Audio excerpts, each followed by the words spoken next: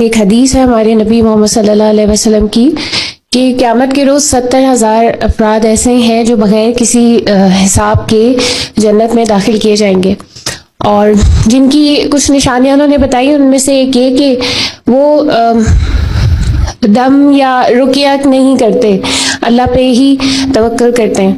مجھے یہ پوچھنا تھا کہ کچھ ایسی آج کل ہیں چیزیں، ایسی بیماریاں یا تکلیفیں کہ جس کی وجہ سے لوگ رقیہ کرتے ہیں، دم کرواتے ہیں، اللہ کا نام ہی اپنے اوپر کرواتے ہیں، تو کیا یہ کروانا ٹھیک ہے؟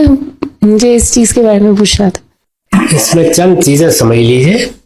رسالت مآب صلی اللہ علیہ وسلم جب کبھی یہ بیان کرتے ہیں کہ جنت میں یہ ہے یا دوزخ میں یہ ہے، ایک تو وہ بیانات ہیں جو قرآن مجید میں آ گئے ہیں۔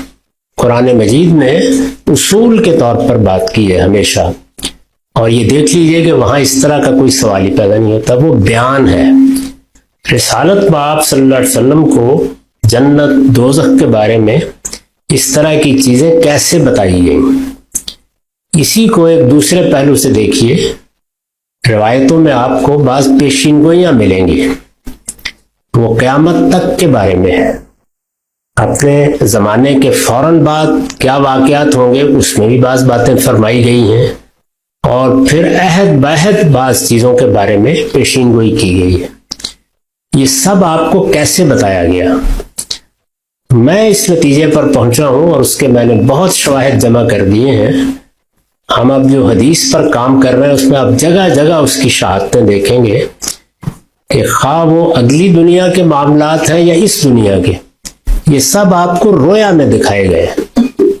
یعنی مثال کے طور پر جنت دکھانی ہے تو جیسے رویا میں یا خواب کے عالم میں آپ کو ایک چیز دکھائی جاتی ہے، رسالت مآب کو بھی یہ چیزیں ایسے ہی دکھائی گئی ہیں۔ بعد کی دنیا میں کیا ہونے والا ہے وہ بھی ایسے ہی دکھایا گیا ہے۔ چنانچہ اس طرح کے تمام بیانات محتاج تعبیر ہو گئے۔ جب آپ لفظوں میں کوئی چیز بیان کرتے ہیں تو وہ معنی کے ادراک کا تقاضا کرتی ہے۔ جیسے ابھی میں نے قرآن مجید پر بات کی، جب رویا میں کوئی چیز دکھائی جاتی ہے تو تعبیر کا تقاضا کرتی ہے۔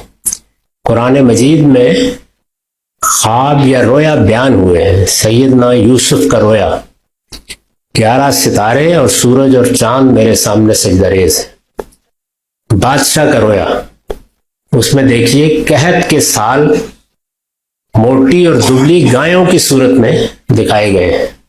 اسی طرح زندہ کے ساتھیوں کا رویا، یعنی جو 2 لوگ ان کے ساتھ قید ہیں انہوں نے بھی اپنا اپنا خواب بیان کیا ہے۔ تو یہ رویا ہے، تعبیرات ہے۔ اس لیے اس میں 70,000 کے الفاظ، یا میں نے دیکھا کہ وہاں عورتوں کی یہ حالت تھی، میں نے دیکھا کہ وہاں مردوں کی یہ حالت تھی، اس وقت رویا میں جو لوگ دکھائے گئے یہ اس کا بیان ہوتا ہے۔ تو اس کو کبھی تعمیم کے انداز میں نہیں لینا چاہیے۔ ہمیں بھی اگر کوئی چیز اس طرح دکھائی جائے گی تو یہ ایسے ہی معلوم ہوگی۔ تو یہ تو ان ساری چیزوں کو سمجھنے کا طریقہ ہے۔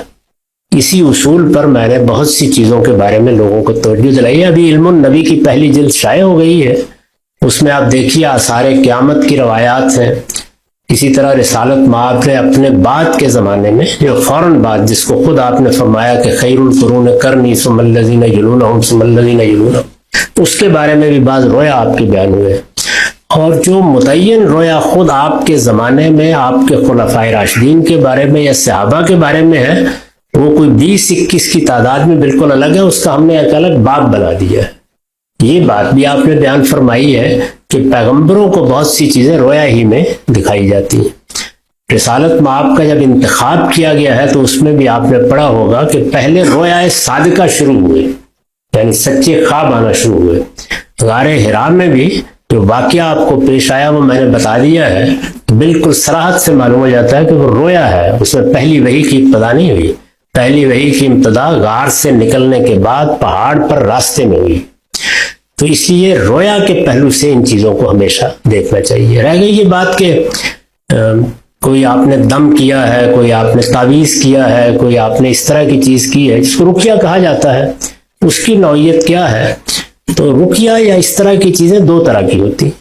ایک وہ کہ جن میں، اور بہت سے ہیں، میں خود جانتا ہوں اس طرح کی بہت سی چیزوں کو، جس میں شرک اور بدعت کی آمیزش ہو جاتی ہے، جس میں بسا اوقات ایسے اعتقادات داخل ہو جاتے ہیں جو دین میں سخت قابل اعتراض ہیں۔